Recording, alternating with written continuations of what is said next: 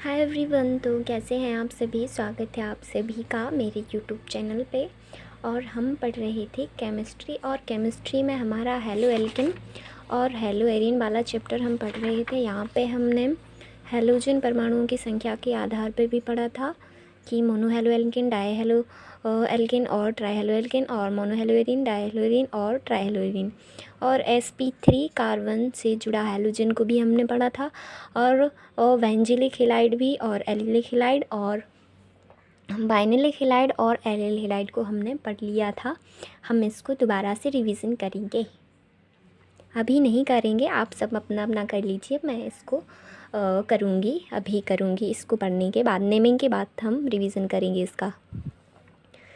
इसमें लिखा है कि नेम पद्धति यानी कि इस नेम पद्धति यानी कि हेलोजन यौगिकों का वर्गीकरण सीखने के पश्चात, यानी कि हेलोजन यौगिक का वर्गीकरण सीखने के पश्चात आइए अब हम सीखें कि इन्हें नाम कैसे दिया जाता है।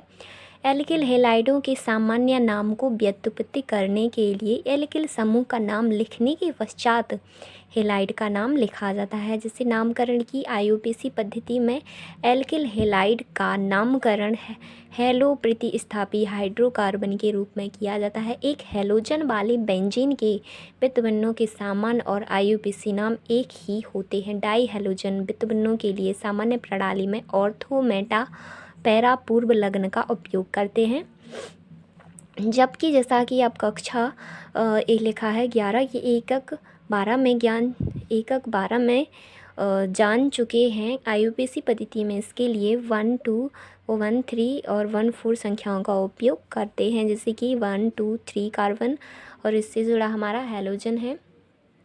तो ये हमारा 1 डिग्री हेलोजन यानी कि एल्किल हैलाइड हो गया, और ये हमारा 2 डिग्री है।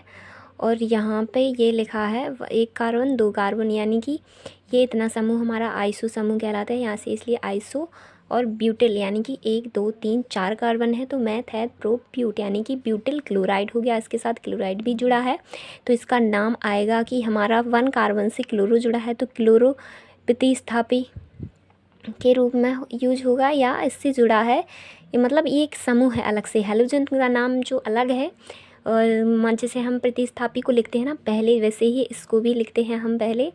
ये कि क्लोरीन हमारा जुड़ा है तो हम इसको पहले 1 क्लोरो लिखेंगे, फिर 2 पे हमारा प्रतिस्थापी आएगा यानी कि 2 मैथिल, ये मैथिल समूह है यानी कि CH3 मैथिल समूह है। और ये मैथ, एथ और प्रोप यानी कि ये 3 कार्बन की सीधी श्रृंखला है, इसको प्रोपेन बोलेंगे, तो 1 क्लोरो 2 मैथिल प्रोपेन बोलेंगे। और ये लिखा है हमारा आइसो, ये इतना समूह हमारा आइसो ग्रुप है, CH3 CH, CH3 और CH इससे जुड़ा हुआ ये मैथिल समूह हमारा। और यहाँ पे लिखा था CH3 और CH हमारा आइसो समूह है, और इसके साथ 1, 2, 3 कार्बन जुड़े हुए हैं, तो मैथेथ प्रोप यानी कि प्रोपेल, और इसके 2 डिग्री कार्बन पे क्लोराइड जुड़ा है, तो हम 1 ना बोल कर के 2 बोलेंगे, 2 क्लोरो प्रोपेन। और यहाँ पे 1, 2, 3 यानी कि ये सीधी कार्बन की श्रृंखला के साथ हेलोजन जुड़ा हुआ है, तो हम इसको एन प्रोपिल नाम देते हैं, यानी कि सीधी कार्बन की श्रृंखला को हम एन प्रोपिल कहते हैं। और इसके साथ हमारा ब्रोमीन जुड़ा हुआ है तो ब्रोमाइड हो गया, तो 1 ब्रोमो प्रोपेन यानी कि 1, 2, 3। तो मैथ एथ प्रूफ यानी कि 1 के साथ कार्बन की फर्स्ट पोजीशन पर जुड़ा है ब्रोमीन, और प्रोपेन मैथ एथ प्रूफ यानी कि प्रोपेन, यानी इसमें सिंगल बॉन्ड है सभी, इसमें डबल बॉन्ड और ट्रिपल बॉन्ड नहीं है, इसलिए हम एल्केन का यूज करते हैं, इसलिए इसमें प्रोपेन यूज हुआ है। इसमें भी प्रोपेन है और इसमें भी प्रोपेन है।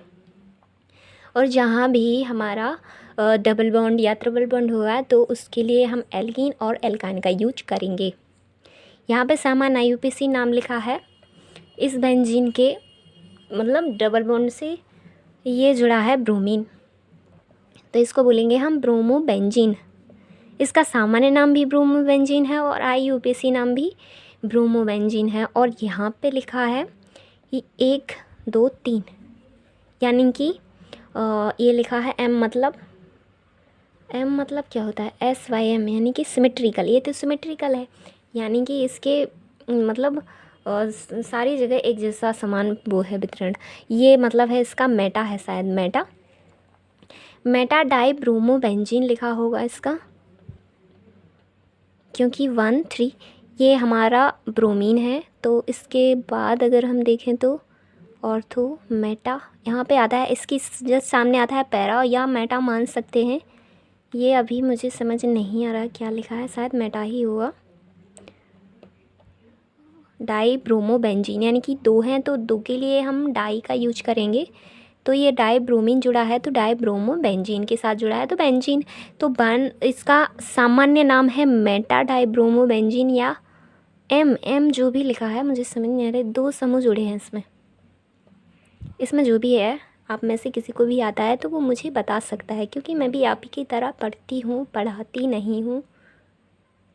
और यहाँ पे लिखा है 1,3 डाई ब्रोमो बेंजीन, यानी कि ये समझ में आ गया है कि 1 2 3 यानी कि 1 कार्बन 2 कार्बन को छोड़ के 3 पे जुड़ा है तो 1 और 3 और हमारे 2 जुड़े हुए हैं तो 2 के लिए मतलब एक से अधिक हैं अगर हमारे, तो हम डाई ट्राई टेट्रा का यूज करते हैं। डाई ब्रोमो बेंजीन हो गया हमारा। यहाँ पे IUPAC नाम में लिखा है कि 1 क्लोरो 2 डाई मेथिल प्रोपेन, यानी कि ये हमारी सीधी श्रृंखला का चुनाव किया है उसने 1 2 3 और ए से जुड़ा है क्लोरीन, यानी कि 1 क्लोरो 1 पोजीशन पर जुड़ा है तो 1 क्लोरो 2 डाई मेथिल, यानी कि CH3 और CH3 हमारे मेथिल समूह है तो 2 यानी कि दूसरे कार्बन पे हमारे 2 मेथिल समूह जुड़े हुए हैं तो डाई मेथिल। और प्रोपेन के लिए 1 2 3 यानी कि 1 2 3 कार्बन है, इसलिए ये नाम लिखा है हमारा 1 क्लोरो 2 डाई मेथिल प्रोपेन 1 2 3। और यहाँ पे लिखा है कि 1 2 3 कार्बन है और 2 डिग्री पे ब्रोमो जुड़ा है तो मैथ एक प्रोप यानी कि 2 ब्रोमो और प्रोपेन। सामान्य हैलोजन परमाणु युक्त डाईहेलो एल्केनों को एल्किलिडीन, यानी कि समान हैलोजन परमाणु युक्त डाईहेलो एल्केनों को एल्किलिडीन या एल्किलीन डाईहेलाइड कहते हैं। यानी कि समान हैलोजन अगर हमारा डाईहेलो एल्केन को समान हैलोजन परमाणु युक्त यानी कि एक परमाणु पे 2 समान हैलोजन जुड़े हुए हैं तो उसको बोलेंगे हम डाईहेलो एल्केन और एल्किलिडीन या एल्किलीन डाईहेलाइड कहते हैं। यदि समान हैलोजन परमाणु डाईहेलो यानी कि परमाणु युक्त डाईहेलो यौगिकों में दोनों हैलोजन परमाणु श्रृंखला के एक ही कार्बन पर उपस्थित हो तो उसे जेम डाईहेलाइड, यानी कि यहाँ पे नहीं जुड़ा है एक ही कार्बन पे, यहाँ पे जुड़ा है जिसे हम जेम डाईहेलाइड बोलेंगे।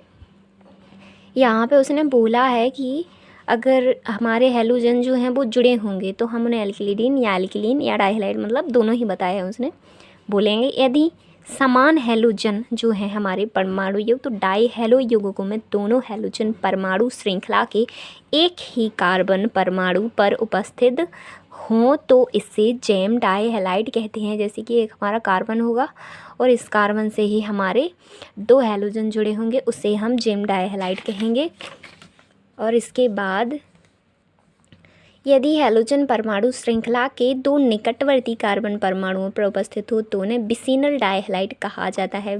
इसका मतलब है कि यहाँ पे एक कार्बन होगा, एक कार्बन इस पे हमारे हैलोजन जुड़े हुए होंगे तो इसे हम बिसिनल हैलाइड कहा जाता है। सामान्य नामकरण पद्धति में जेम डाईहेलाइड को बोलते हैं एल्किलिडीन हेलाइड और तथा बिस डाईहेलाइड को एल्किलीन हेलाइड के नाम रूप में नामित करते हैं। IUPAC पद्धति में इसे डाईहेलो एल्केन के रूप में नामित करते हैं।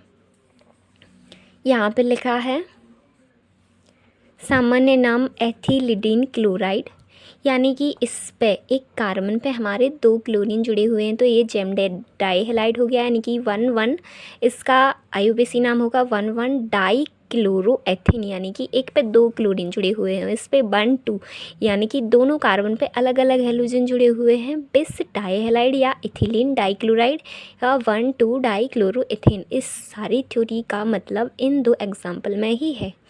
और यहाँ पे लिखा है कुछ प्रमुख हैलो यौगिकों की उदाहरण सारणी में दिए गए हैं।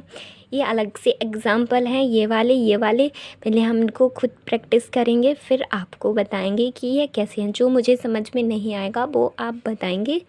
तो आज के लिए हम यहीं तक पढ़ेंगे, ये आप करने की कोशिश करना, आपसे बनेंगे। IUPAC नेमिंग है और सामान्य नाम है ज़्यादातर IUPAC नाम याद जल्दी हो जाते हैं, क्योंकि सामान्य नाम थोड़ी देर में याद होते हैं। तो आप कोशिश कीजिए कि याद करो, मैं भी कोशिश करूँगी मुझे भी ये याद हो जाएं, क्योंकि NCERT के एग्ज़ाम्पल हैं तो हमारे लिए इम्पोर्टेंट होंगे। तो आज के लिए हम यहीं पढ़ेंगे और ये वाले एग्ज़ाम्पल भी आपको करने हैं, फिर हम अगले पार्ट में यहाँ से पढ़ेंगे। सो आज के लिए थैंक यू।